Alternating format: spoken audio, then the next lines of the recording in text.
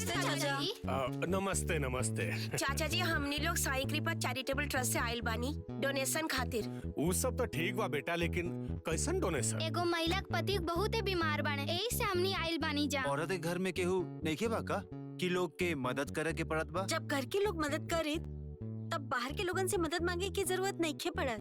कमाल बा, एकरे के घोर कलयुग कहल जाला। कैसन जमाना आ गइल बा, पूरा दुनिया मदद करता आ ओकरे घर के लोग मदद नहीं के करत। एगो ओकर कैसन निर्दयी माई बाप बालो। बाबूजी, आजकल के दौर में लोग झूठा मूठा बीमारी के बहाना करके भी चैरिटी के नाम पर अच्छा खासा पैसा कमाता। तू ही कुल चक्कर मत पड़ा बाबूजी।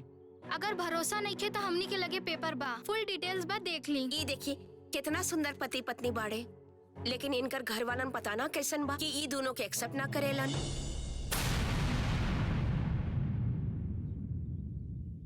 काबिल बाबूजी,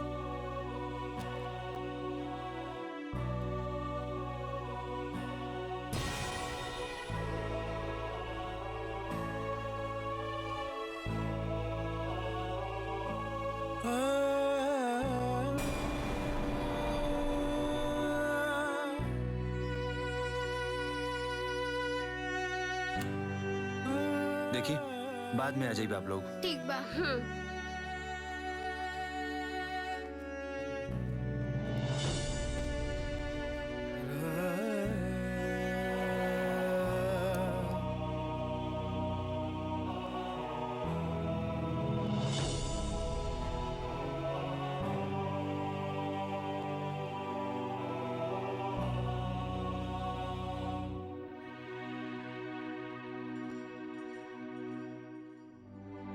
पत्थर तो हूँ लोग बन गया, हमनियों के पत्थर बना देला और ये हमनियों के पत्थर बना देला।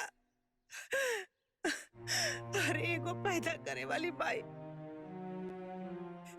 अपना ही बेटा के साथे सौतेला जैसा व्यवहार कैलस। तोहरा के के रोकले रहे? चुप कर। अरे कब होता मेरा रुन के भैलू दिले होता सन धोनी के कहा पता बा मेरा रू का मरम। अम्मा जी ये सब भाग्य था, पत्नी के मतलब बस चूल्हा फूकल और का, और पत्नी के मतलब खाली हुक्म चलावे वाला निर्दयी रहा जा। अरे वो दोनों तो अपने जीवन में खुश रहले सन, तो हमने के करेजा में आग काहे लाग गई? अरे पति पत्नी तो एक दूसरे के ही खातिर होले, तो हमने के अपन स्वार्थ खातिर अपन बेटा पतों के दुश्मन बना देली सन। अरे वो तो हमार बेटा खातिर पत्नी का धर्म निभाव दिया, बाकी हम एगो पतो खातिर सास के धर्म ना निभा पाऊनी। ये सब का कारण रहुआ बानी। अरे वो तो अकेले ही हमारा बेटा खातिर मर दिया, बाकी हमनी के खड़ा होके तमाशा देखत बानी जा। एगो बेटा से माई दूर भइल, ओकर कारण रहुआ बानी।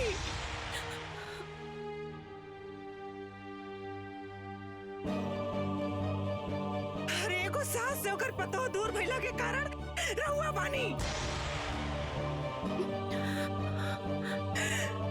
अरे ओकरे काटे से पूरा दुनिया खड़ा बा, बाकी हमनी ना। एकर कारण रहुआ बानी।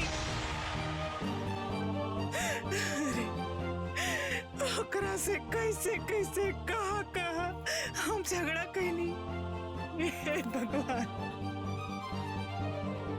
अरे कुमाता होके के दाग एगो माता पे लग गई भगवान। भाई भाई चुप हो जाओ, चुप हो जाओ।